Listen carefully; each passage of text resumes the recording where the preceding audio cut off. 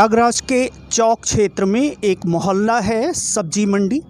वहाँ पर विगत 7 तारीख को एक खबर मिली कि वहाँ के रहने वाले मोहम्मद अंसार, जो कि अपने घर में थे, 2 लोग आते हैं और उनके साथ मारपीट होती है और लूट की वारदात को अंजाम दिया जाता है।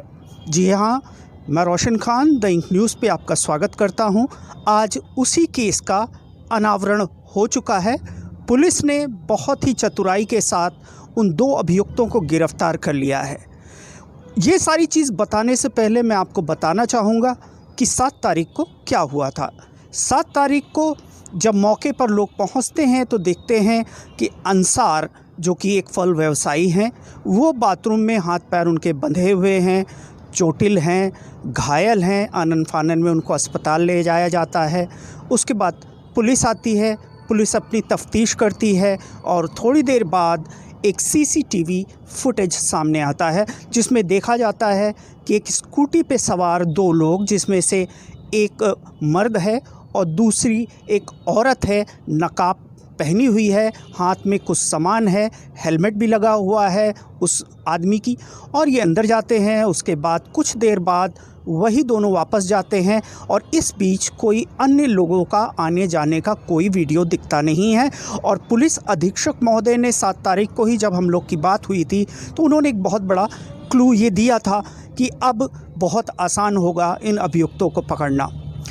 आज 10 तारीख को प्रयागराज के पानी टंकी तिराहे पर पुलिस को सफलता मिलती है और 2 युवकों को पकड़ा जाता है, जिसमें एक का नाम अदनान और दूसरे का तौफीक रज़ा है।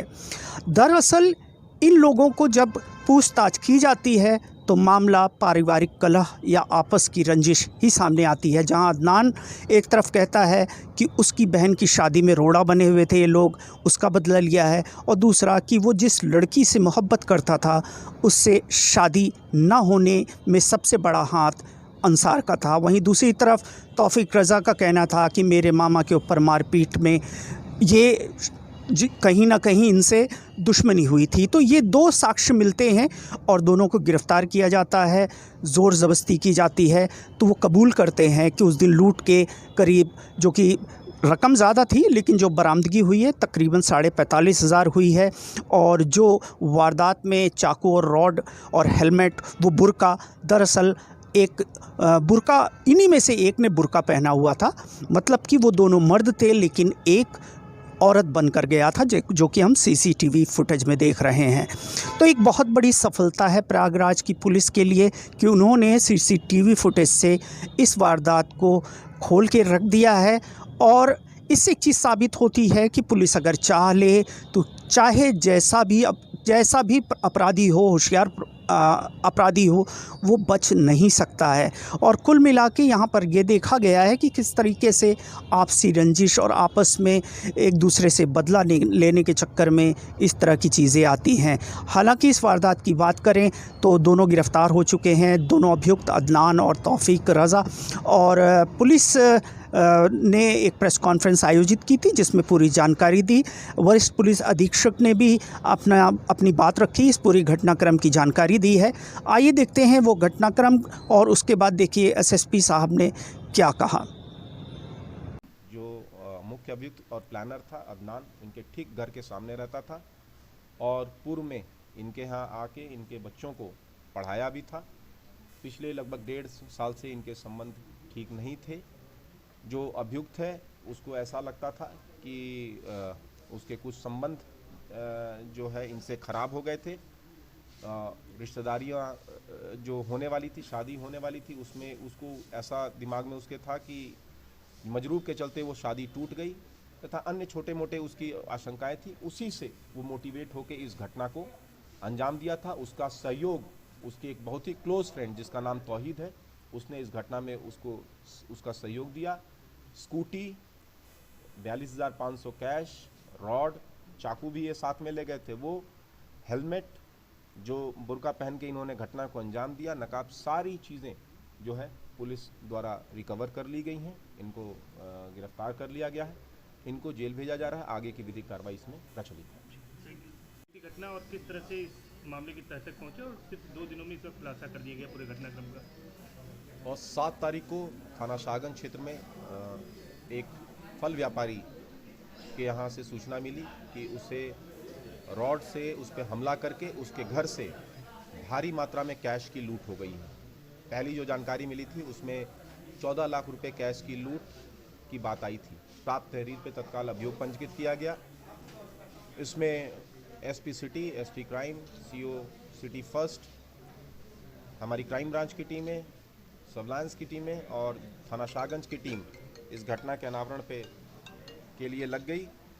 और शुरुआती जब तहकीकात की गई, चूँकि मजरूब हॉस्पिटल में थे तो बहुत ज़्यादा उनको जानकारी देने की स्थिति में नहीं थे, घर वाले भी बहुत क्लियर नहीं थे। लेकिन जब उन्होंने अपने पैसे का हिसाब लगाया और कमरे में जो चीज़ें अनटच थी उनको जब चेक किया गया तो पता चला कि मेजर जो भी कैश था वो इंटैक्ट था।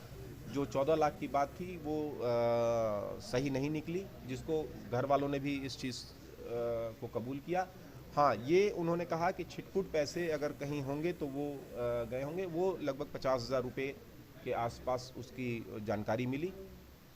घटना के अनावरण के लिए जो टीमें लगी थीं, तमाम सीसीटीवी कैमरे तथा अन्य स्रोतों से मैनुअल तरीके से इसकी छानबीन की जा रही थी और इसमें टीम को सफलता मिली।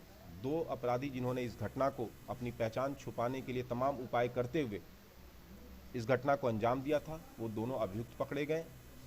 एक अभियुक्त जो कुर्ता पैजामा और नकाब के साथ साथ हेलमेट लगा के, और एक अभियुक्त जिसने बुर्का पहन रखा था। इन दोनों का उद्देश्य था कि ये अपनी आइडेंटिटी छुपा ले। घटना के पीछे की मोटिव जब पता की गई तो ये पता चला कि प्राइमरी मोटिव जो मजरूब है उनकी पिटाई करने का था, उनको घायल करने का था और घटना को लूट के तरफ डाइवर्ट करने का था कि लूट के लिए इस घटना को अंजाम दिया गया है। जो चीज़ें फैलाई गई वो भी इसी उद्देश्य से, साथ ही साथ इन्होंने जो अपने प्राइमरी प्रयास में इनको जितना मिला, जैसे मैंने बताया कि 50,000 नकद इनको मिला, वो लेके वहाँ से ये चल दिए। और उसके बाद ये दोनों अभियुक्त हैं, उनकी पहचान हुई, जो मुख्य अभियुक्त और प्लान